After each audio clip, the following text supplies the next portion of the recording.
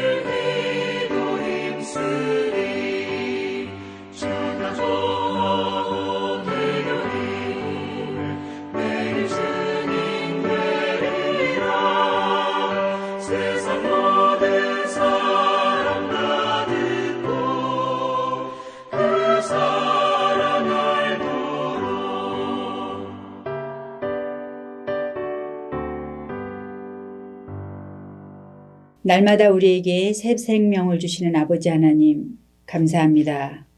오늘도 하나님 앞으로, 주님 앞으로, 아버지 앞으로 저희를 불러주셔서 고맙습니다. 하나님 오늘도 말씀으로 저희를 정화시켜 주시고 바른 길로 인도해 주시기를 간절히 소원합니다. 특별히 오늘은 독립기념일 연휴가 시작되는 날입니다. 우리 ANG 성도 중에서도 또 여행을 계획하고 계시는 분이나 여러 가지 계획을 가지신 분들 안전하고 즐거운 그런 시간들 될 수 있도록 주님 인도하여 주옵소서. 하나님 오늘도 어리석고 부족한 종이 하나님의 말씀을 들고 섰사오니 하나님 긍휼히 여기시고 오직 성령의 능력으로 이 말씀을 잘 대언할 수 있도록 하나님의 말씀을 잘 대언할 수 있도록 주님 도와주시옵소서. 감사드리고 예수님 이름으로 기도드립니다. 아멘. 오늘 하나님께서 저희들에게 주신 말씀은 사무엘 하서입니다.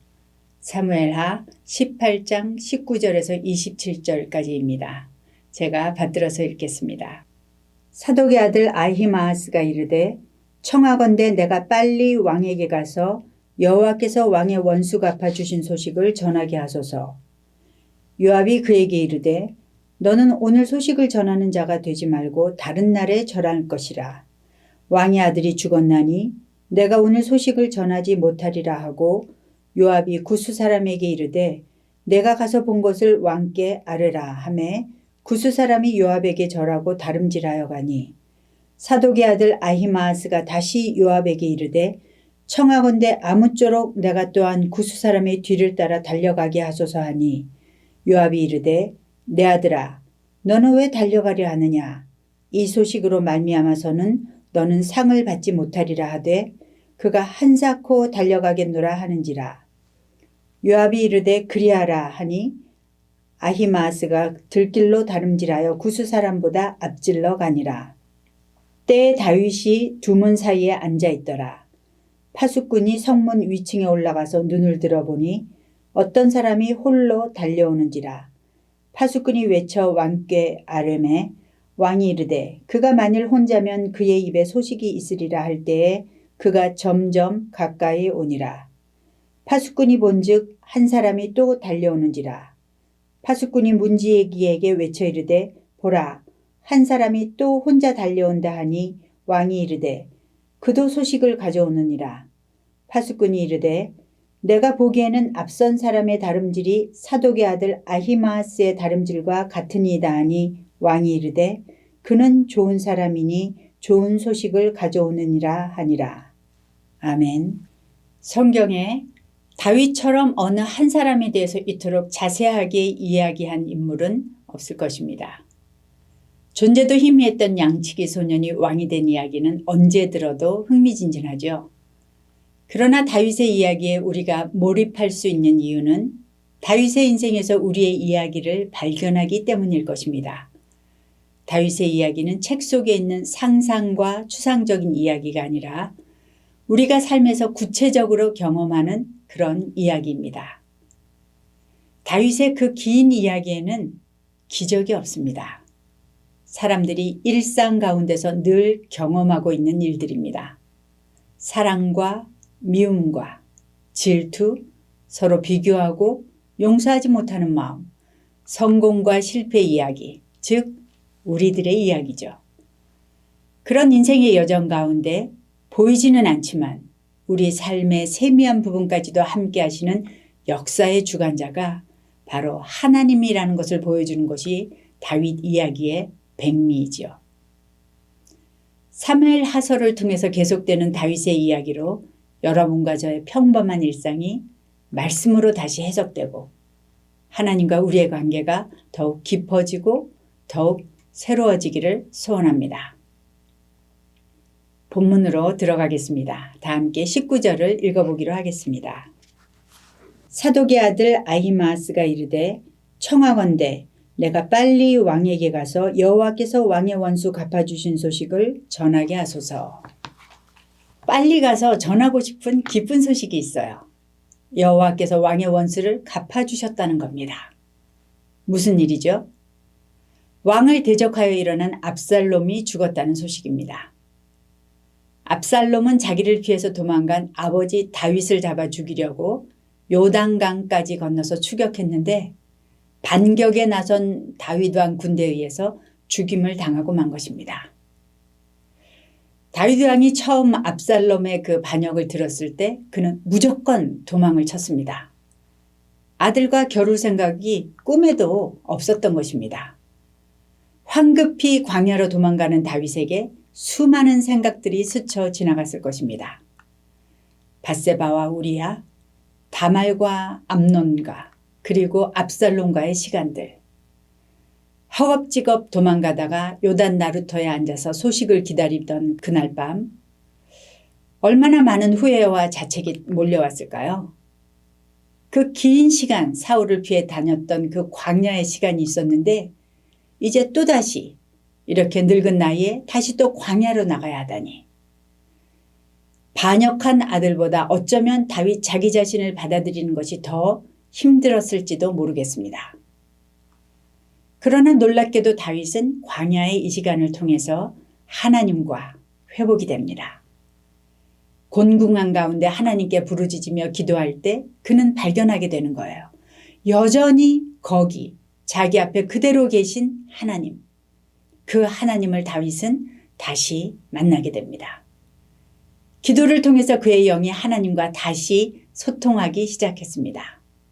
그리고 다윗은 그 광야에서 죄와 허물로 얼룩진 자신을 계속해서 믿어주고 옆에 함께 있어주고 먹을 것과 쉴 것을 마련해주는 사람들을 만납니다. 그들을 통해서 보이시지는 않지만 자신의 모든 죄에도 불구하고 자신을 여전히 사랑하시고 또한 용서하시는 하나님을 다시 경험하게 되는 거죠.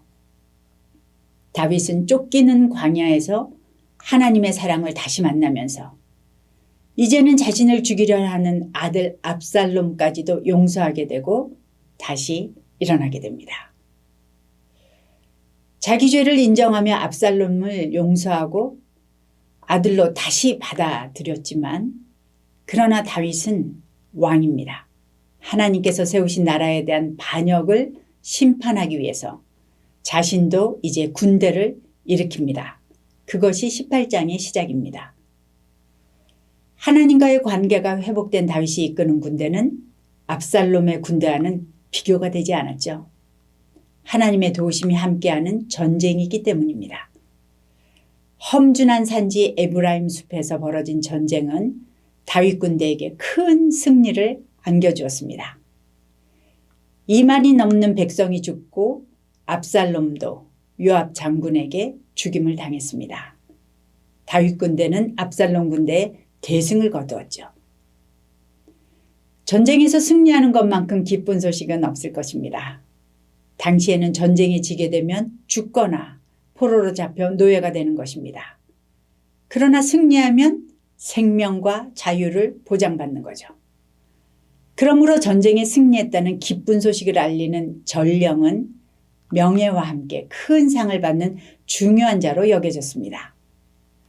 전승 소식은 복음 그 자체였죠. 그것은 신약시대에도 마찬가지였습니다. 그래서 사도 바울은 그리스도를 믿음으로 받는 구원의 기쁜 소식을 당시 로마가 승리하여 돌아오면서 개선 행진을 하면서 복음이다, 복음 이렇게 외쳤던 유앙겔리온으로 사용했던 것입니다. 승리의 소식은 그렇게나 귀하고 중요했습니다. 다윗과 그의 신하들을 광야로 내몰았던 압살롬이 죽고 그를 따르던 백성들도 2만이나 죽어 힘을 잃고 다 뿔뿔이 흩어졌다는 이 승전보는 다윗의 군사들을 흥분시키기에 충분했습니다. 이 소식을 당장 다윗 왕에게 전하고 싶었을 것입니다. 당연하지요. 그래서 요압 옆에 있던 아히마아스가 나섭니다. 아히마아스는 후세의 모략을 다윗에게 알려서 그들이 무사히 요단을 건널 수 있도록 소식을 전한 제사장 사독의 아들입니다. 그러나 요압은 이번 소식이 다윗에게 기쁨의 소식이 되지 않을 것을 알기 때문에 그가 가는 것을 허락하지 않습니다. 이번 전쟁의 승전보가 왜 기쁨이 되지 못할까요? 무엇보다도 이것은 아들이 아버지에게 반기를 든 사건이잖아요. 적의 수장이 왕의 아들인 것입니다. 원세 대장을 죽이는 것은 자기 대장의 아들을 죽이는 것입니다. 그러니 적의 대장을 죽이는 것도 마음이 편치는 않은데 게다가 다윗 왕은 자기 아들이 어리니까 잘 좀 봐달라. 모든 군사들이 다 듣는 데서 부탁까지 한 것입니다. 그런 압살롬을 인정사정 볼 것 없이 잔인하게 죽여버린 것입니다. 압살롬의 많은 백성이 죽었다고는 하지만 그러나 사실 그들은 다윗의 백성이기도 했죠. 지도자들의 싸움으로 애꿎은 백성들이 너무 많이 희생당한 것입니다. 요압은 사울의 죽음을 알린 병사를 다윗이 칭찬하지 않았고 그를 죽였었던 일이 있었고 또한 이스보셋을 죽이고 온 자들을 죽음에 처형했던 그 사실을 기억했습니다. 다윗은 다윗을 그토록 힘들게 했던 자들의 그 죽음을 알리는 자들에게도 그렇게 엄격했던 다윗인데 반역은 했지만 그래도 그가 사랑하는 아들인데 그의 죽음을 말하는 자를 그냥 놓아두겠습니까? 요압은 그래서 자기와 별 상관이 없는 이방인 구스 사람을 승전을 전하는 사람으로 보냅니다. 그런데도 아히마아스는 포기하지 않고 자기가 다윗에게 승전의 소식을 전하겠다고 계속 때를 써서 요압은 한운 수 없이 그를 보내죠. 그러자 아히마아스는 지름길로 갔는지 먼저 떠난 구스 사람을 앞질러서 다윗 왕에게 도착합니다. 24절을 함께 읽겠습니다. 때에 다윗이 두문 사이에 앉아있더라. 파수꾼이 성문 위층에 올라가서 눈을 들어보니 어떤 사람이 홀로 달려오는지라. 다윗은 그때 두문 사이에 앉아서 소식을 기다리고 있었습니다. 두문은 성문을 말하지요. 그곳 성문 앞에서는 재판도 이루어지고 새로운 소식도 전해 듣는 곳입니다. 왕은 그곳에 앉아서 소식을 기다리고 있었습니다. 그런데 그가 애타게 기다리는 것은 전쟁에 이겼느냐 졌느냐가 아닙니다. 아들 압살롬에 관한 소식이었습니다. 압살롬은 과연 어떻게 되었는가? 혹시 죽었을까? 아마도 다윗은 지난 10여 년 동안 자기가 용서하지 못하여 관계가 깨어져 버렸다는 것을 통감하였을 것입니다. 그러나 이제 그 아들에게 용서의 말을 해주고 싶어서 자기가 하나님께 용서받은 것처럼 자기 아들에게도 용서와 사랑의 마음을 그렇게 주고 싶어서 그토록 기다린 것은 아니었을까요? 그래서 다윗은 더욱더 애타게 전령의 소식을 기다리고 있었던 것 같습니다. 그러나 안타깝게도 정말로 안타깝게도 그의 용서는 아들 압살롬에게 전달되지 못했습니다. 성도 여러분, 모든 것에는 때가 있습니다. 하나님께서는 늘 우리에게 기회를 주십니다. 히브리서 기자가 말하듯이 오직 오늘이라 일컫는 동안에 매일 피차 권면하여 너희 중에 누구든지 죄의 유혹으로 강팍해 됨을 면하라. 사람들은 누구나 한 번쯤은 도저히 용서할 수 없고 도저히 참을 수 없고 이것만은 이 사람만은 절대 안 돼. 인생의 그런 시간들을 지나가게 됩니다. 그럴 때 우리는 언젠가는 이 문제가 저절로 해결될 수도 있고 어쩌면 잊혀질 수도 있다고 생각합니다. 그런데 그렇지 않다는 거예요. 왜냐하면 시간이 우리에게 속한 것이 아니기 때문입니다. 오늘이라 일컫는 동안에 누구든지 죄의 유혹으로 강팍해 됨을 면하라. 그렇게 말씀하십니다. 오늘입니다. 용서해야 될 사람이 있습니까? 용서하고 싶지 않은 우리의 본성은 우리의 마음을 완고하게 하고 강팍하게 만듭니다. 그래서 하나님과의 관계를 멀어지게 하죠. 딱딱해진 마음을 회개하고 오늘 용서하시기 바랍니다. 용서를 빌어야 할 사람이 있나요? 오늘 용서를 비십시오. 사랑하고 섬겨야 할 사람이 생각나십니까? 오늘 뒤로 미루지 마십시오. 오늘이 하나님께서 우리에게 주신 그 시간입니다. 어제는 지나갔고 내일은 우리에게 속해 있지 않습니다. 주께서 우리에게 허락하신 시간은 오늘임을 기억하시고 성령께서 우리에게 마음을 감동을 주셨을 때 순종하시기 바랍니다. 그럴 때 우리를 묶고 있던 이 죄의 사슬이 풀리고 나를 얽매이는 것들이 힘을 잃는 것입니다. 그럴 때 우리는 부드러운 마음이 되는 것입니다. 내일이면 늦을 수도 있습니다. 그리스도 예수의 이름으로 오늘 영적 역사에 참여하시는 여러분들 되시기를 기도하고 축복합니다. 파수꾼이 앞선 사람의 다름질이 사독의 아들 아히마아스와 같다 하니 다윗은 중얼거렸습니다. 그는 좋은 사람이니 좋은 소식을 가져올 거야. 그러나 틀렸습니다. 아히마아스는 자기가 소식을 전하겠다고 우기고 우겨서 왕에게 뛰어왔지만 다윗이 진정으로 원하는 소식도 가져오지 못했고 더구나 다윗의 눈치를 보느라 전쟁에 대한 진실도 얘기하지 못했습니다. 아히마아스는 기다리고 있는 다윗에게 기쁜 소식을 전하지 못했지만 그러나 우리는 우리를 바라보고 있는 이 세상의 기쁜 소식을 전할 수가 있습니다. 우리에게는 영원히 빼앗기지 않을 기쁜 소식이 있기 때문입니다. 그것이 무엇입니까?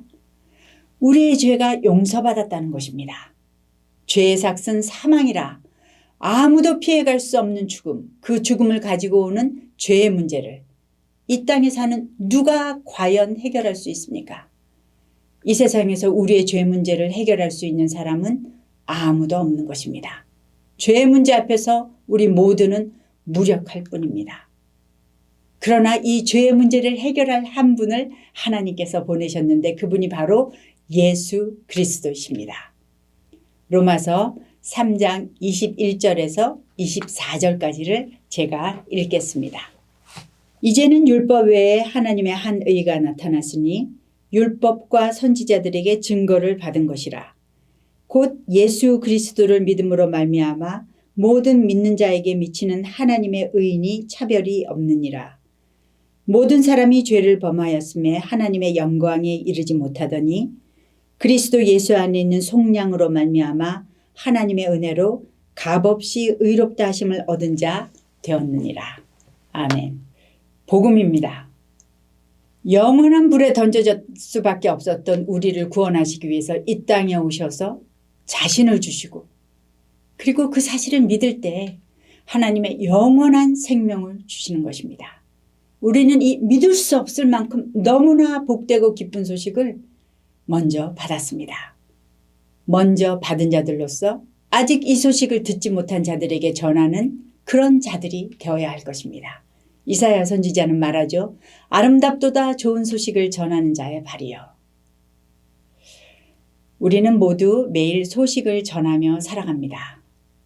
여러분은 오늘 어떤 소식을 전하는 전령이 되기 원하시나요? 이제 우리는 더 이상 허망한 세상의 소식만을 전하는 자들로 살아갈 수는 없습니다. 내 안에 있는 진정한 생명을 전하는 자들이 되기를 소원합니다. 소식을 전하는 것은 말뿐이 아니죠.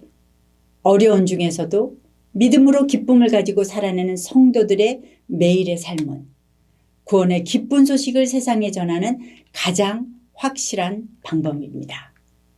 사랑하는 성도 여러분, 오늘 하루 그리스도 예수 안에서 평화를 공포하며 복된 좋은 소식을 가져오며 구원을 공표하고 하나님의 통치를 전하는 좋은 소식의 그런 전령자들이 되시기를 축복합니다. 함께 기도하시겠습니다. 사랑과 용서의 아버지 하나님, 죽었던 우리에게 찾아오신 그 놀라운 사랑으로 인해서 감사를 드립니다. 주님의 사랑으로 용서를 받고 자유케 하심을 인하여 감사드립니다. 이제 우리가 더 이상 죄 가운데 묶인 자로 살지 않게 하시고 생명의 이 복음을 살아내고 전하는 전령으로 그렇게 힘있게 살아내는 저희들이 되기를 간절히 소원합니다. 하나님, 죄악으로 신음하는 이 땅을 긍휼히 여겨 주시옵소서. 베네수엘라의 큰 지진으로 인해서 많은 사람들이 죽고 또 어려운 가운데 처했습니다. 하나님, 우리가 함께 도울 수 있도록 도와주시고 우리의 마음이 하나로 되게 하여 주시고 하나님 또한 하나님께서 속히 회복될 수 있도록 은혜 내려 주시옵소서. 오늘도 주님의 그 기쁨의 소식, 생명의 기쁨의 소식으로 소식을 전하며 힘있게 살아가는 우리 될 수 있도록 도와주실 하나님께 감사드리며 예수님 이름으로 기도드립니다. 아멘. 오늘도 하나님께서 주신 기도의 제목들을 가지고 주님 앞으로 나가시겠습니다.